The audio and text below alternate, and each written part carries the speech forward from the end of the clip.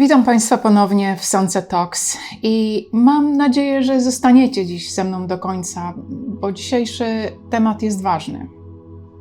Powiedzmy, że chcę się podzielić taką życiową mądrością. Nie tą z hasła na kubku za 9,99, ale prawdziwą, taką zdobytą metodą prób, błędów i emocjonalnych pożarów. Ty się będziesz dzielić życiową mądrością?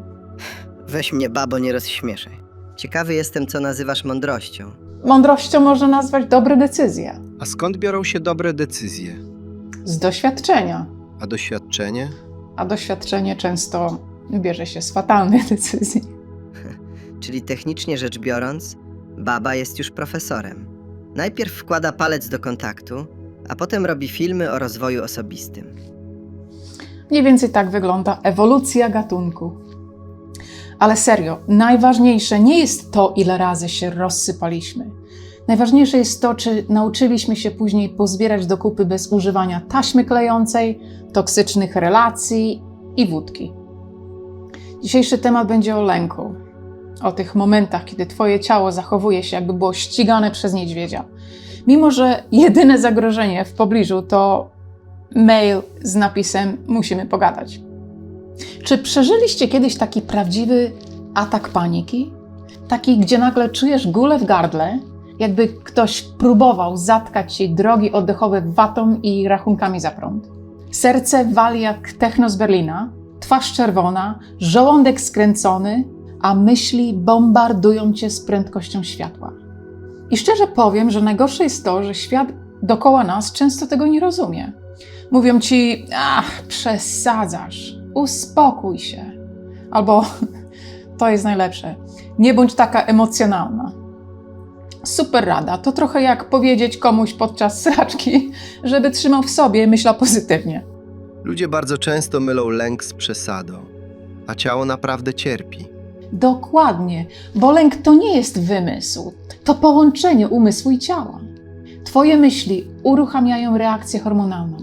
Organizm wchodzi w tryb alarmowy, mózg krzyczy: uwaga, niebezpieczeństwo, a wszystko to najczęściej pochodzi z braku wiary w siebie. I myślimy: a co jeśli sobie nie poradzę? Jestem zbyt słaby, ktoś mnie odrzuci, opuści, przestanie kochać.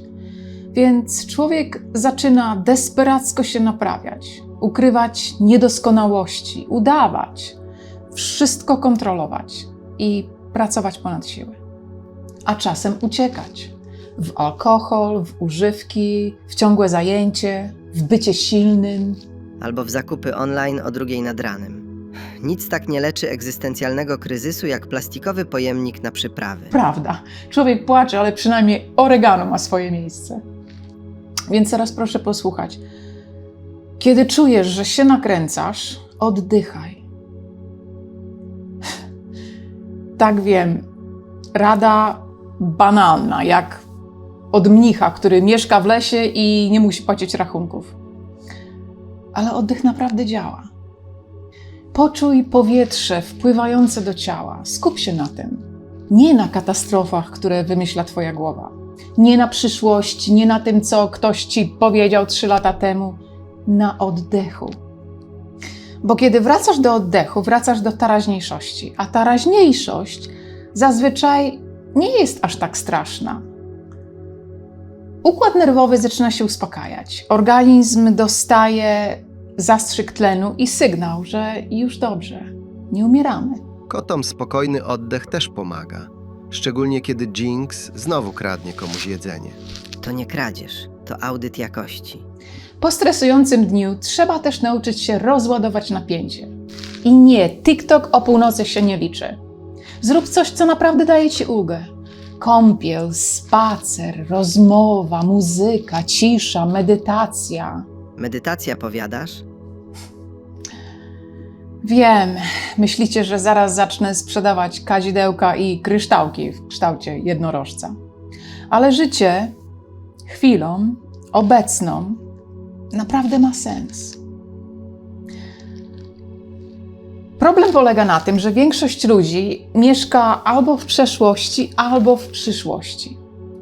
Przeszłość mówi: Pamiętasz, jak ci wtedy nie wyszło? Jak się skompromitowałaś?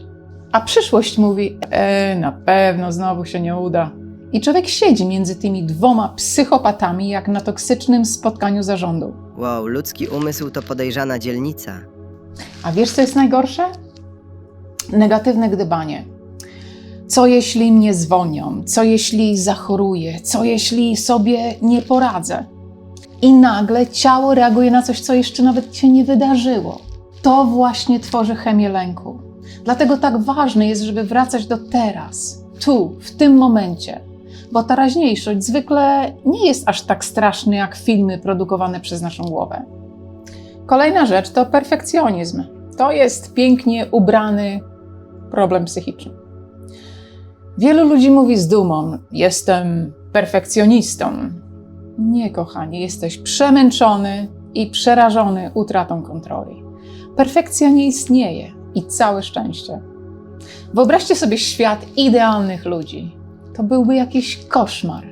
Wszyscy byliby nudni jak instrukcja obsługi drukarki. Powinniśmy dążyć nie do perfekcji, ale do progresu. Małe kroczki, potem kolejne i zaakceptować, że nie jesteśmy dobrzy we wszystkim. A wiecie, że baba kompletnie nie umie się rano ubierać? Że co? Przepraszam? No co, pieniądze nie kupią stylu. Nawet pies się z tobą wstydzi po błocie chodzić. Jinx. Ja tylko mówię prawdę. Ta bluza wygląda, jakby przegrała walkę z suszarką. Bracie, ja rozumiem, ale ryzykujesz, że nikt z nas nie dostanie kolacji. Bardzo dziękuję za publiczne wsparcie emocjonalne. Naprawdę, czuję atmosferę bezpieczeństwa. Ale widzicie? To też ważne. Umieć śmiać się z siebie. Nie traktować siebie jak projektu pod nieustanną renowację. Nie musisz być najlepsza we wszystkim. Nie musisz wszystkiego kontrolować. Nie musisz udowadniać swojej wartości ciągłym działaniem. Są rzeczy, które inni lepiej robią od ciebie i to jest okej. Bo ty też masz coś w sobie, co jest wyjątkowe, coś, czego nikt inny nie umie zrobić. Każdy ma z nas to coś szczególnego, czym jesteśmy bardzo dobrzy. I jeszcze jedna ważna rzecz. Czasem warto wdepnąć hamulce, bo gdy żyjemy w ciągłym stresie, ciało wcześniej czy później samo nas zatrzyma. Wypalenie, problemy zdrowotne, chroniczne zmęczenie, układ odpornościowy siada. Organizm nie robi tego przeciwko tobie, on próbuje cię uratować. To jego sposób powiedzenia: halo, czas na zmiany, nie jesteś maszyną. Ludzie często ignorują swoje granice, aż ciało zaczyna krzyczeć. Dokładnie, a lęk uwielbia się rozrastać. Buduje w głowie własne imperium. Każda porażka staje się dowodem na to, że powinniście się bać. Nie zdałeś egzaminu? Jesteś beznadziejny. Ktoś cię odrzucił? Nigdy nie będziesz kochany. I nagle jedna sytuacja zmienia się w życiowy wyrok. Dlatego strach trzeba rozkładać na części. Czego konkretnie się boję? Co najgorszego mogłoby się wydarzyć? Czy naprawdę sobie z tym nie poradzę? Bardzo często okazuje się, że ten horror w naszej głowie bardziej przypomina tanią produkcję klasy B niż realne zagrożenie. Dużo dymu, dramatyczna muzyka i strach na wróble zrobiony z zasłony prysznicowej. I najważniejsze, nie traktuj siebie jak zepsutego sprzętu tylko dlatego, że twój mózg czasem odpala alarm przeciwpożarowy od przypalonego tosta. Lęk nie robi z ciebie słabej osoby. To tylko system nerwowy, który czasem reaguje jak ochraniacz na sterydach. I kiedy panikujesz, nie dokładaj sobie jeszcze tekstów typu ogarnij się albo co jest ze mną nie tak, bo to trochę jak gaszenie pożaru benzyną. Powiedz sobie, okej, jest mi trudno, ale luzik, dałem sobie radę w gorszych sytuacjach. Bo sposób, w jaki mówisz do siebie, staje się głosem, z którym żyjesz całe życie. Czasem największą formą odwagi jest łagodność wobec samego siebie. Czasem whiskas, a czasem drzemka. Nie lekceważmy drzemki. Też prawda. Więc dajcie sobie pozwolenie, żeby traktować życie odrobinę mniej śmiertelnie poważnie. Przyjmijcie trochę bardziej zabawną, taką lekką energię. To pomaga w życiu prywatnym i w pracy. Bo świat już wystarczająco próbuje nas przestraszyć. Nie musimy jeszcze sami sobie dokładać. Czy wiedzieliście, że nasze ciało może zacząć produkować lęk tylko dlatego, że się od niego uzależniło? Życie w ciągłym stresie to czyste szaleństwo. Twoje komórki są nieustannie zalewane kortyzolem, hormonem stresu. I po pewnym czasie receptory na twoich komórkach adaptują się do tego poziomu.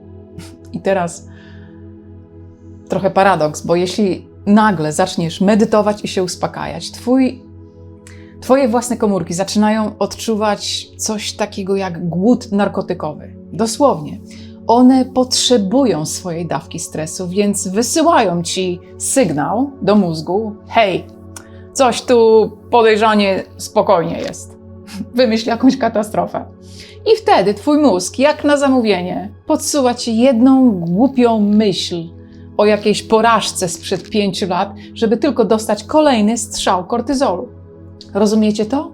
Czasem nie boimy się dlatego, że jest powód. Boimy się, bo wasze komórki są na głodzie i zmuszają wasz mózg do reżyserowania horrorów, żeby dostać swoją dawkę chemii. Jesteśmy własnymi dealerami lęku. Mam nadzieję, że ten film był dla was pomocny. Nie wiem, czy robię to dla was, czy dla samej siebie. Ale jeśli znacie kogoś, kto zmaga się z takimi samymi problemami, z lękami albo atakami paniki, wyślijcie mu ten materiał. I pamiętajcie, oddychajcie, zwalniajcie i bądźcie dla siebie życzliwi. Bądźcie jak ja. Klasa, elegancja i charyzma w luksusowym futrze. Ty kiedyś zjadłeś gumkę do włosów. Wielcy artyści bywają niezrozumiani. Dzięki, że spędziliście z nami kilka minut. Dbajcie o siebie, oddychajcie, pijcie wodę i nie wierzcie każdej katastrofie, którą sprzedaje wam wasz mózg. Trzymajcie się ciepło i widzimy się za tydzień przy zachodzie słońca.